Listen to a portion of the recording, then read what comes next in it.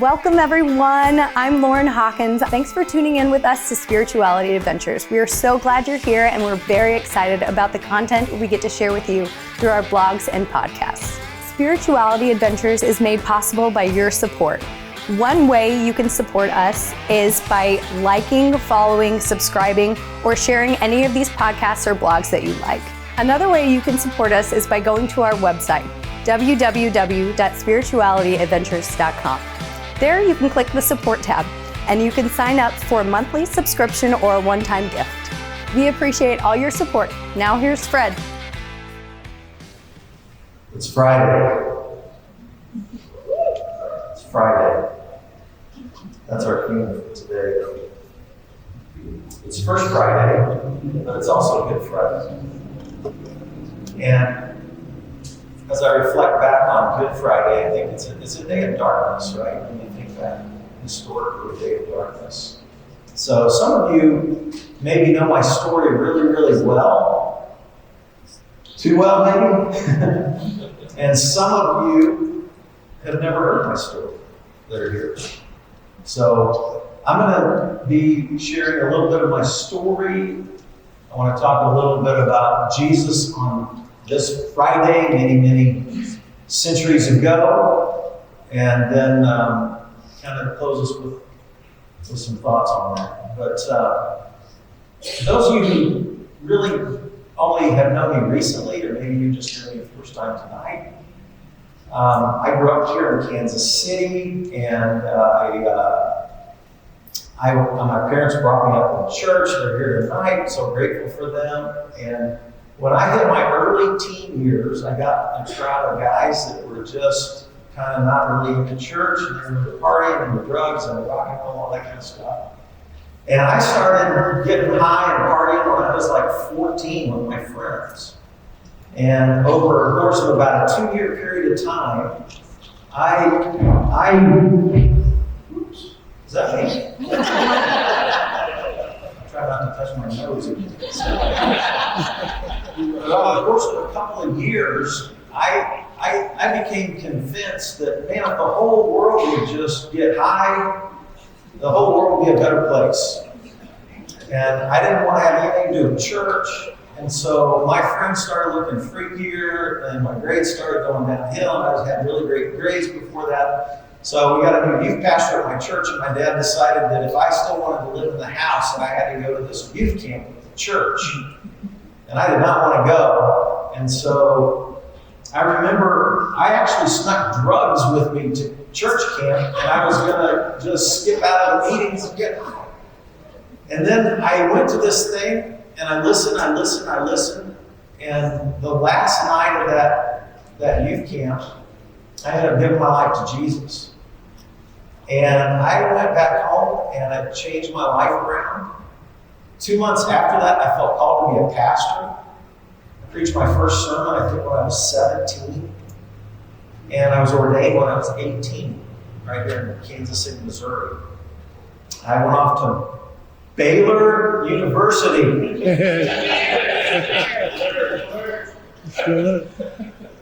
Does anybody know what's happening with Baylor University tomorrow? Yes. Sick 'em Bears. Now here, do you guys believe in prayer? I want you to pray for something. So first of all, Baylor, I think it's been since 1950 that they were in, like the Final Four. And then there's never been a basketball team win the NCAA tournament from Texas. So pray that it's Baylor, not Houston, and pray that Gonzaga just has a horrible day. Would you do that? Is that okay? Is that Christian? Anyway. All right, enough about Baylor, but I went there, I majored in business religion, I went on to seminary, got a Master of Divinity. I went out to Virginia, was on staff at the church, and I moved back to Kansas City in 1990 and started Vineyard Church with just a couple of people. And my family really were some of the first people at the church. And my 3 sisters, my brother-in-laws, mom and dad. Dad greeted people at the church. I used to say, Dad, people came to the church to get a hug from my dad. I bet you he knew the first 1,000 people by name. I gave you more names at one time than I did in the church. And so, and I tell you that my family's a grace-based family. And I think just the grace-based atmosphere grew out of that. And so I've always been thankful for my family. But nonetheless, I went into a second. Have you heard me say I call myself a prodigal pastor? All right, and some people have thought, why are you saying that? Well, prodigal means extravagant, and the prodigal son was extravagant in his waste, but the father was extravagant in his love. And so it's a little play on words, right? I'm kind of the prodigal pastor. I want to be an extravagant, grace-based pastor, which I've tried to always be, but even more so now. Like, I would just be even more grace-based than ever before after all I've gone through. But I went through a second, what I would call prodigal-type experience. And so most of you have heard me share, I was an insomniac for over 25 years. I would go to sleep right away, and then I would sleep about 2 hours. I'd wake up, and then it was just like a crapshoot if I ever got back to sleep again. Sometimes I'd sleep again. Sometimes I get 3 hours. Sometimes I get 4 hours. Sometimes it was just 2 hours. And I read all night long. And I didn't, after I became a pastor, I didn't have a drinking career, I didn't have a drug career. I just stayed up all night and read. I was pretty highly functional. And that went on for over 25 years. When I hit 55, which was, I just turned 63 weeks ago, all right? So when I hit 55, I got really tired of not sleeping, and it started to wear on me. And so I went to a psychiatrist for the first time in my life. He tried me on a bunch of different things, but the thing that worked was Xanax. Xanax was like a magic charm for me. I took Xanax the first time, I slept 7 hours straight, and I loved it. So I stayed on it. It worked like a magic charm all through 2016. And then toward the end of 2016, early 2017, it really started declining in its effectiveness. I started going back to my old sleep patterns. I told my psychiatrist he upped the dosage on the Xanax, but even the upper doses didn't work. And then I did something really not very smart. I started liking the sleep so much that after I woke up, even after taking Xanax, I started taking shots just to try to catch a couple extra hours of sleep. And so that Xanax and alcohol combo, literally took me down the drain really, really fast. And on top of the Xanax and alcohol, on top of the insomnia, in 2016, I went through some stuff in ministry that burned me out. I didn't even want to be preaching anymore. And I'd gone through ministry burnout before because I'd been in ministry for, at this point now, over 30 years. I've been preaching over 40 years at this point. This was back in 2017. So I thought I'd just pop out of it, but I didn't. And so there I was in ministry burnout. Then I'm doing Xanax and alcohol to sleep. And then I had marriage issues that had been going on for decades that really were undealt with. And then all of that together kind of exposed this weakness in myself, I guess. And I made some really poor decisions under the influence of Xanax and alcohol.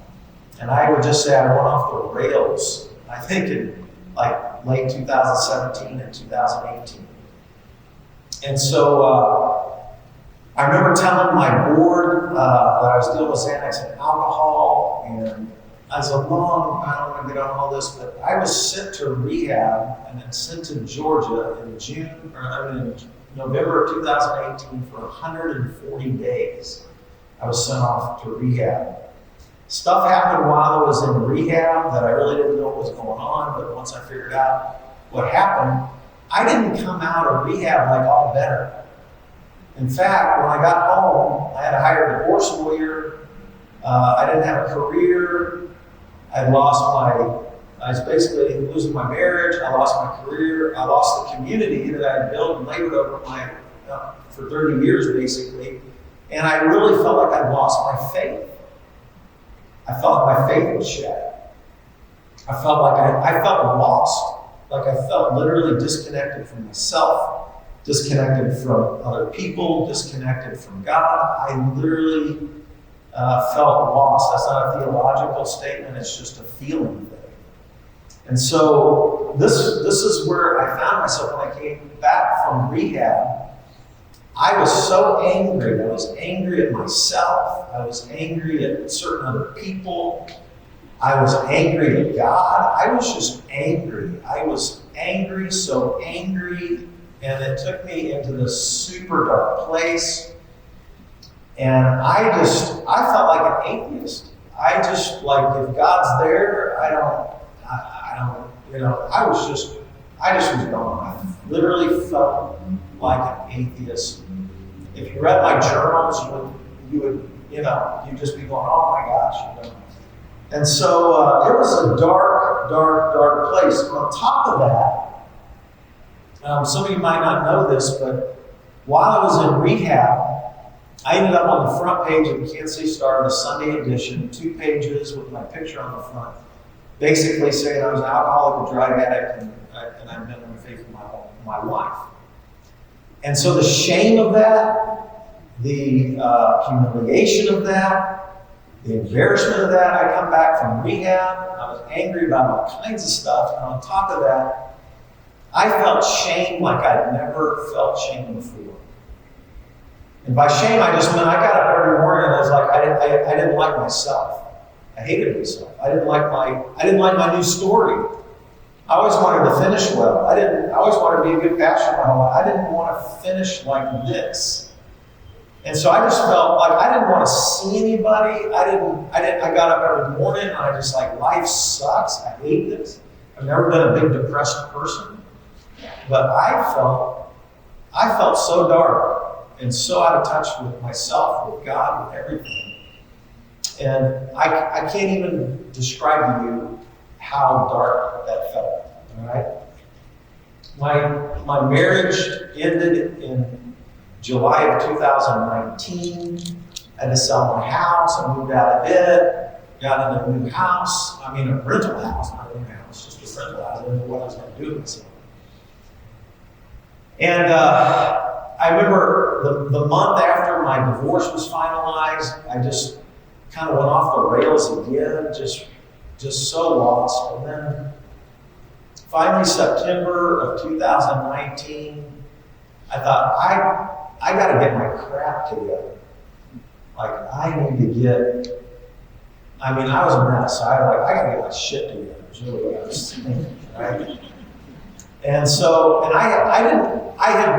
I kind of started going to an African American church because a friend of mine down there, pastor. I didn't want to go to any church in the Northland because everybody would know me. We'd grown all the churches in the entire Northland. Did you know that over 30 years?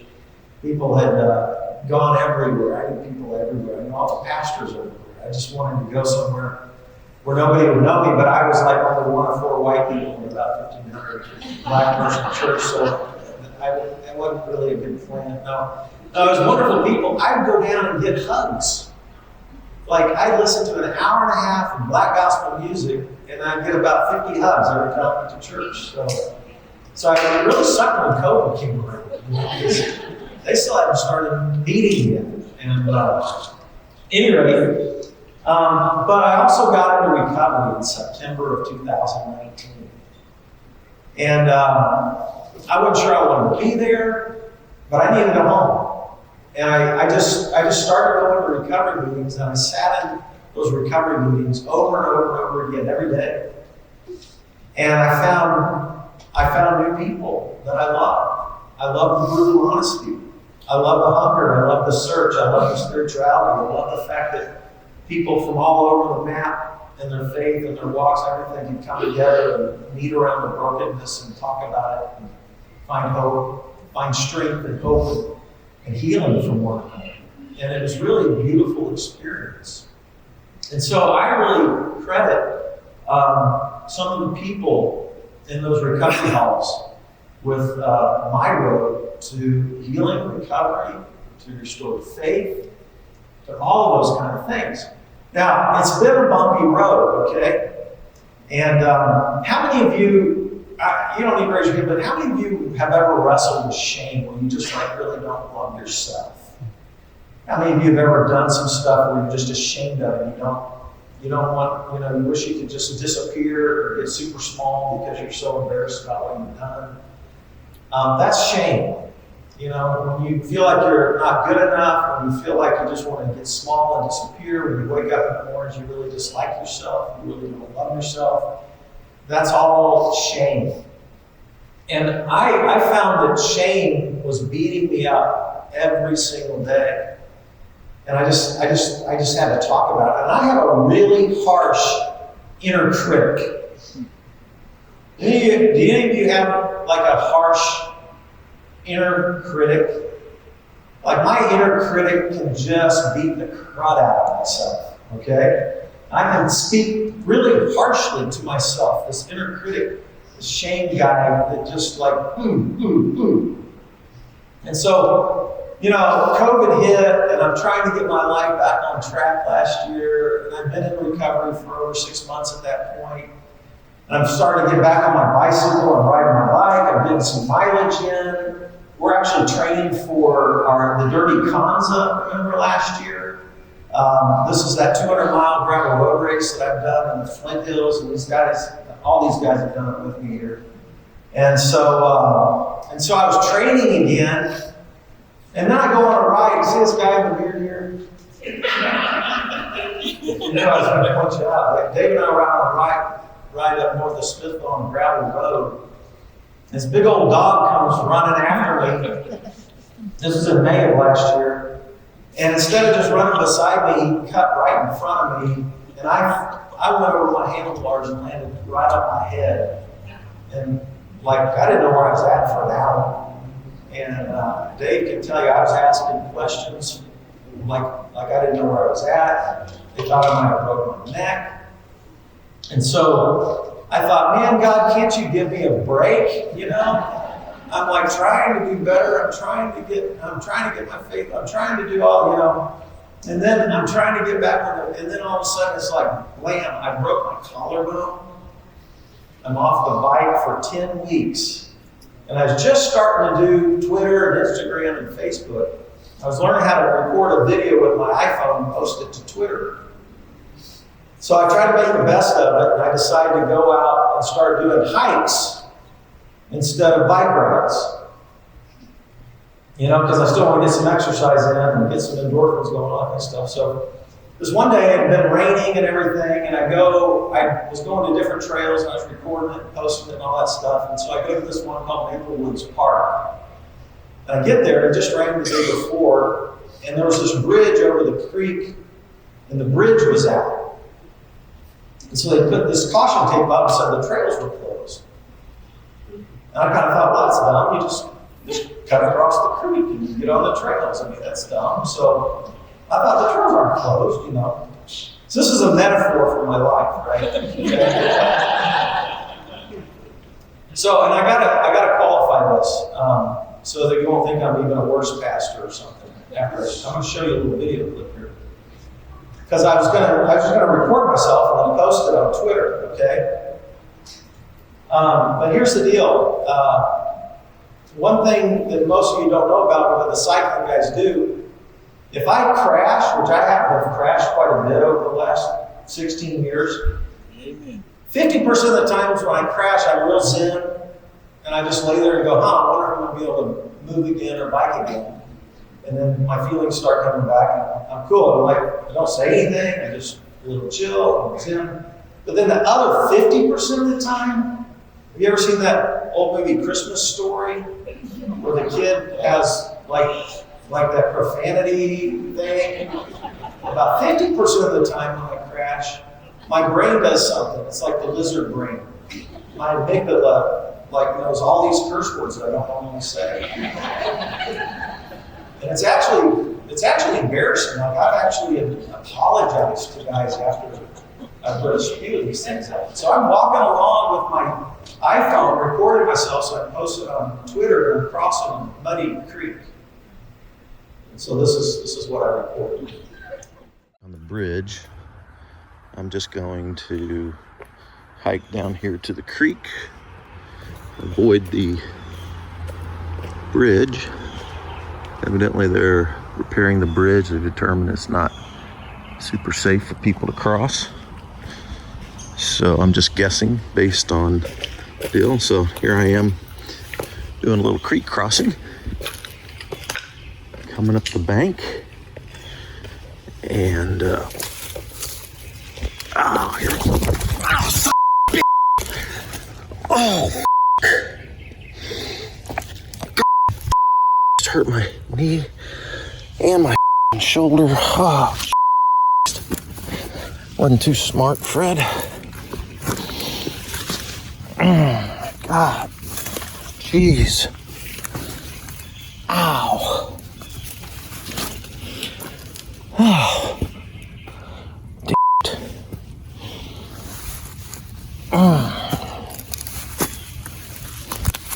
Walking through the spider webs now. You guys can see now why I'm such an idiot. Now I'm on the trail. Oh, the footing gave way on the little landscape there. And I have a bad right knee and a bad broken shoulder. So, ouch. That hurt both of them right there. But now I'm on this peaceful trail. Hey. Beautiful area.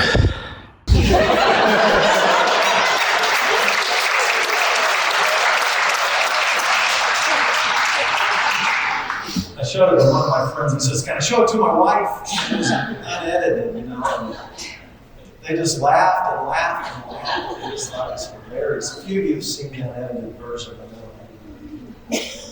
But you know what? At the end of it, I said, "Like, you idiot! Like, I can't keep from hurting myself. I hurt myself emotionally. I hurt myself."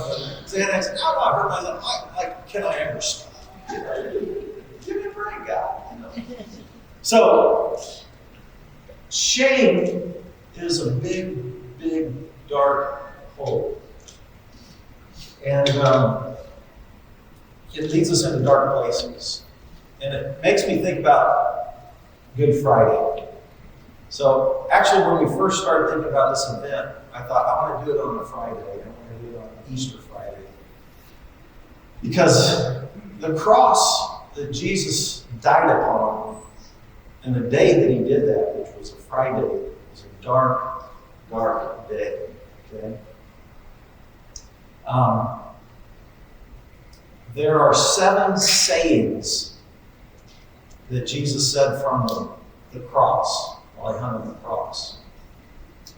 One of them is recorded in Matthew and Mark's gospel.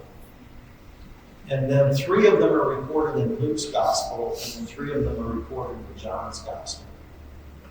I call them the 7 last sayings of Jesus while he was hanging on the cross. And the one that's recorded in Matthew and Mark's gospel is when Jesus cries out while he's hanging on the cross, my God, why have you forsaken me?"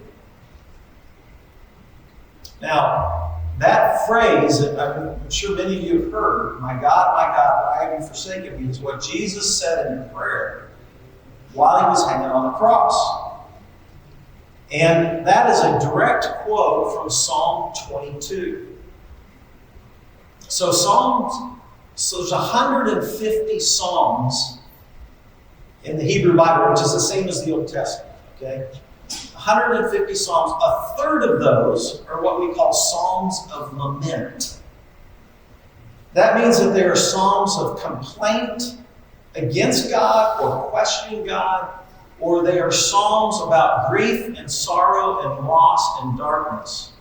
So out of 150 Psalms, a third of them are Psalms of lament, complaint, questioning, doubting, and then dealing with grief and loss and darkness.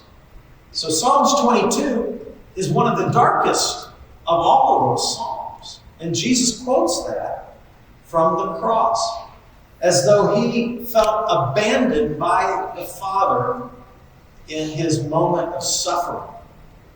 And I just want to read you a couple more verses from Psalm 22. This is the psalm that Jesus quoted from. It says, my God, why have you forsaken me? Why are you so far away when I groan for help? Every day I call to you, my God, but you do not answer. Every night you hear my voice, but I find no relief. And then listen to the shame here. But I am a worm and not a man. I am scorned and despised by all. Everyone who sees me mocks me. They sneer and shake their heads, saying, is this the one who relies on the Lord? Then let the Lord save him. He goes on, he says, do not stay so far from me, for trouble is near, and no one else can help me. My enemies surround me like a herd of bulls. Fierce bulls of Bashan have hemmed me in. Like lions, they open their jaws against me, roaring and tearing into their prey. Listen to this. Have you ever felt this way? My life is poured out like water, and all my bones are out of joint. It's like you just liquefy or something. You just get so emotionally overwhelmed. You just can't hold it together. My heart is like wax melting within me. My strength has dried up like sun-baked day. My tongue sticks to the roof of my mouth. You have laid me in the dust and left me for dead.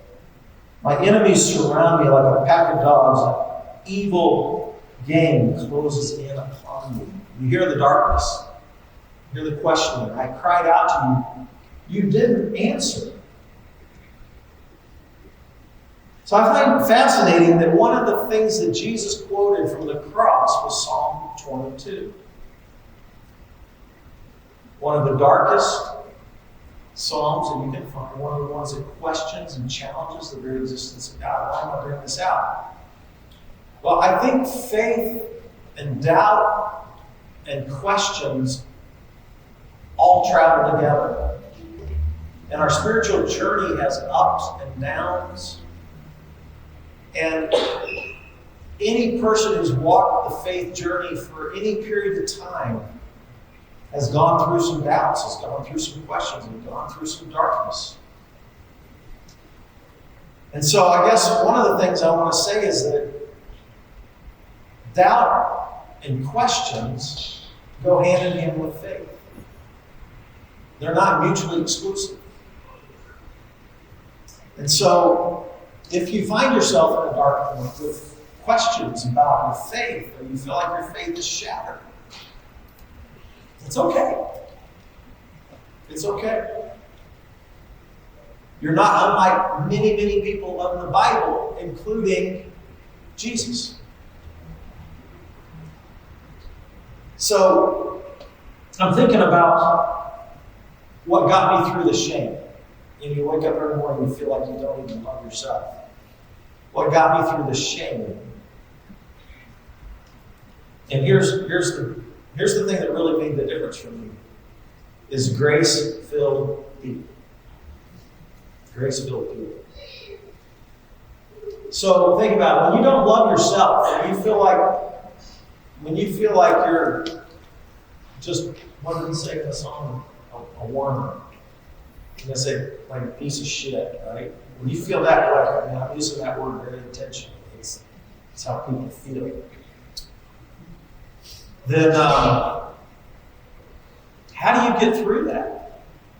You got to be able to talk about what you feel, even though you might feel ashamed and self-hatred. You got to be able to talk about that with people who what?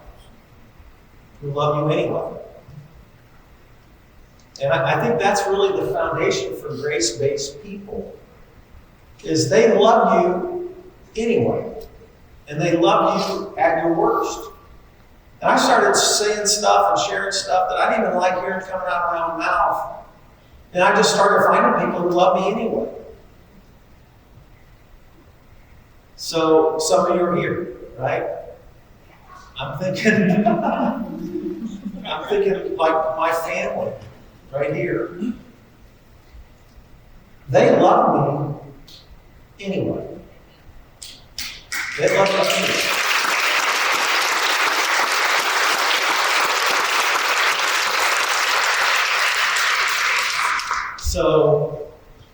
can't even tell you how much that means. That, like, when I didn't even feel like anybody would ever forgive me or love me again, and I certainly didn't love myself, they kept loving me. They loved me when I was at my worst. And they showed it again and again and again. They just hung in there. People in the recovery community loved me all the way through this thing. They just loved me anyway. And I really learned fresh and new how deep grace can go from grace-filled people. I had friends who identified with the LGBTQ community who have just loved me like anyone. They have just loved me and shown me grace. And I've just been like amazed at the kind of love that people have shown me. I think about people in the cycling community, and then there's individuals like all of you. When I started putting myself out there publicly again, which was only about 6 months ago or so, right? It wasn't that long ago, last summer. And then I didn't start doing my videos about 6 months ago. People started telling me they miss me, they love me, they forgive me. You taught me grace, you taught me about a relationship to God, and it was just an overwhelming number of people who were just kind and forgiving. They were graceful people. The Plattsburgh group, I went there Monday night, they just went around the group, like about 18 of them, just shared loving, kind things. And I think there's just times when we don't believe in ourselves and we just need other people who just like hang in there with us and love us anyway, and they show us God's love, God's grace, extraordinary, extravagant grace, wherever that comes from, they show it to us. And so I've been so grateful for people like that. And if I was ever a grace-based person, I want to be that even more. I was writing a blog here just a couple of days ago, a week ago about, and somebody sent me a text. I hadn't heard from him for a long, long time. He says, if anybody ever asked me what your superpower is, I would say that it's loving on people. And I was like, the way he said it was, I wasn't sure if it meant me. And I said, you mean that's my superpower? He says, yeah, I just think you love on people. And he says, I think that's the reason why Vineyard Cruise, because you just loved on anybody. You had unconditional love, and you just love. And he just started naming all the kinds of people I'd love on. And I was like, I thought, well, I aspire to that. I hope that I hit that mark sometimes. But I thought about all the people that have loved me through this dark time in my life. And they're the people that have made the difference. And so many of you here, like I wish I could spend, hey, I'm wide open. I'll have coffee with you. Just call me up and we'll hang out. No, I love to talk with every one of you and just hear what's going on. I'm just so thankful you're here. And it's been people like you that have helped me forgive myself and helped me realize that God still has a plan for my life, helped me to realize that my own self-doubt and shame and all that can be healed and can change. So Jesus on this day, many centuries ago, hung on the cross. And in his darkest moment, he cried out, without question, and feeling abandoned by the Father, God, why would you forsaken me? And, as we think about the cross, obviously we're on the other side of the resurrection, right? So we go cross and then resurrection, cross and resurrection. We just think about that. But, if you think about this death and the darkness, and then this new life, this new beginning, it's really something that's hardwired into the universe. If you think about science, things die and then other things come to life. And some things die, some things live. And it's just the whole cycle of life works like that. Death and new life, death and new life. It's like death and new life is just hardwired. If you study mythology, like when I was working on another degree and PhD in Hebrew Bible, then I studied the ancient myths of the ancient Near East, like the ones that were there way before Moses was on the planet. I studied the Sumerian myths, the Akkadian myths, and the Egyptian myths, and then on from there, the Assyrian, the Babylonians. Myths are interesting because they communicate universal truths and universal human experiences. And one of the common themes that comes into mythology again and again and again is death and new life, death and resurrection. There's story after story after story in the mythologies throughout time about this cycle and this deep, deep truth of death and resurrection. And so I think sometimes the deepest truths, modern mythology, I like to call us like the superheroes.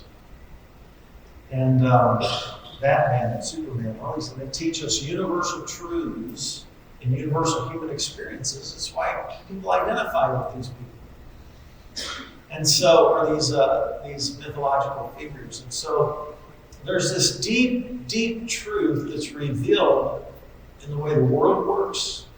It's revealed in mythology. And it's revealed in this story of Jesus. His death and his resurrection. How, no matter how dark it gets, if you have one breath of life, I believe there's hope for new beginning and healing. A new beginning. Even out of the darkest places, new hope and new life can be birthed. And so on this day, it's Friday. Now, one of the things I want to share with you in closing is a message that I heard from a black preacher when I was growing up named S.M. Lockridge. And I used to listen to black preachers when I was growing up. I would actually memorize whole sermons and try to preach them like they did. And I never felt like I was I thought, I better just stick with who I am. But it was so fun, it was so poetic, and so rhythmic, and so powerful. I mean, the way they painted a picture with their words and the poetry of their words just moved me. That's part of the reason why I wanted Darrison to come up and just share a spoken word with us, because of the rhythm and the flow and all of that. And I thought about this day, and one of my favorite messages that I ever heard from a black preacher was from S.M. Lockridge. And it's called, It's Friday. It's Friday. So I'm going to do my best just to share it with you, okay? This is S.M. Lockridge, and it's entitled, It's Friday, okay? So I got to read it to you. It's Friday. Jesus is praying. Peter is sleeping. Judas is betraying. But Sunday is coming. It's Friday. Pilate is struggling. The crowd is conspiring. The council is vilifying. They don't even know that Sunday is coming. It's Friday. The disciples are running like sheep without a shepherd. Mary is crying. Peter is denying. But they don't know that Sunday is coming. It's Friday. The Romans beat my Jesus. They robed him in scarlet. They crowned him with thorns. But they don't know Sunday is coming. It's Friday. See Jesus walking to Calvary. His blood dripping. His body stumbling. and his spirit's burdened. But you see, it's only Friday. Sunday is coming. It's Friday. The world is winning. People are sinning, and evil is grinning. It's Friday. The soldiers nailed my Savior's hands to the cross. They nailed my Savior's feet to the cross. And then they raised him up next to criminals. It's Friday, but let me tell you something. Sunday is coming. It's Friday. The disciples are questioning what has happened to their king. The Pharisees are celebrating that their scheming has been achieved. But they don't know it's only Friday. Sunday is coming. It's Friday. He's hanging on the cross, feeling forsaken by his Father. Can nobody save him? Oh, it's Friday, but Sunday is coming. It's Friday. The earth trembles. The sky grows dark. My King yields his spirit. It's Friday. Hope is lost. Death is won. Sin is conquered. And Satan is just a laugh. It's Friday. Jesus is buried. A soldier stands guard. And a rock is rolled into place. But it's Friday. It's only Friday. Join me. But Sunday is coming. Sunday's coming.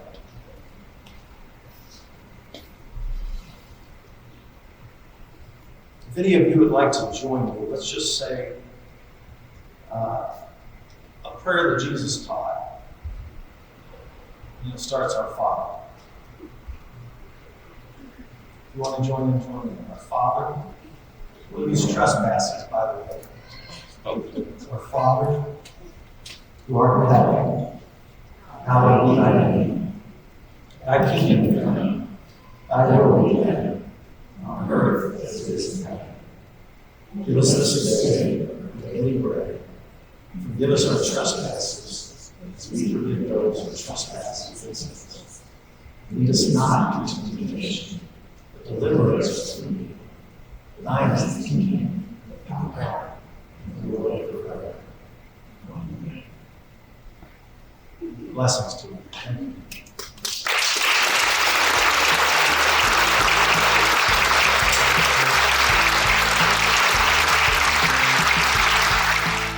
Thanks again for tuning in. Remember to visit our support page at www.spiritualityadventures.com.